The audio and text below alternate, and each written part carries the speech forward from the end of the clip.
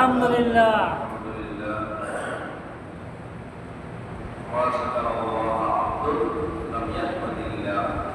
যে ব্যক্তি আলহামদুলিল্লাহ বলে দেয় সে আল্লাহর শুকরিয়া আদায় করে। আল্লাহ যে ব্যক্তি আলহামদুলিল্লাহ বলে দেয় সে শুকরিয়া আদায় করে।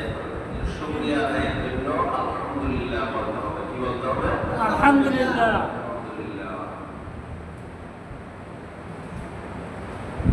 শুধু শুকর শুকর বললে শুকর আদায় করে না।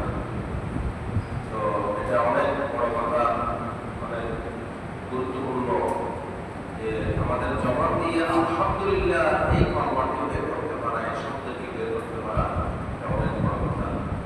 আল্লাহ রাব্বুল আলামিন যাকে তৌফিক দেন তার পক্ষে এটা সম্ভব।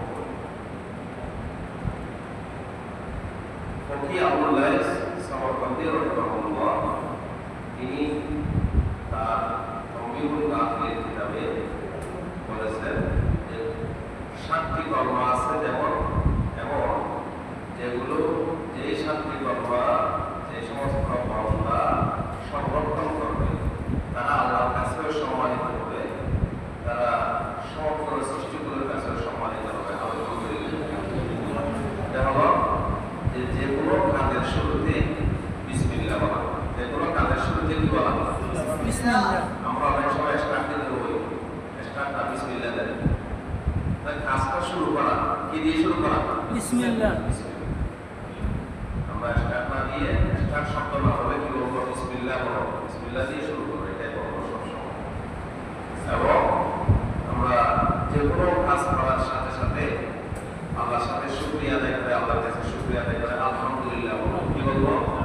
আলহামদুলিল্লাহ বলো। এবং আমরা সুবহানাল্লাহ পাঠ করবো। কি পাঠ করবো? সুবহানাল্লাহ। আলহামদুলিল্লাহ। এবং সুন্নাহ কাটার জন্য ত্রুটি বিচ্যুতি হয়ে গেছে, সাথে সাথে আস্তাগফিরুল্লাহ। কি বলবো? আস্তাগফিরুল্লাহ। কোনো বিপদের কথা শুনেছি তাহলে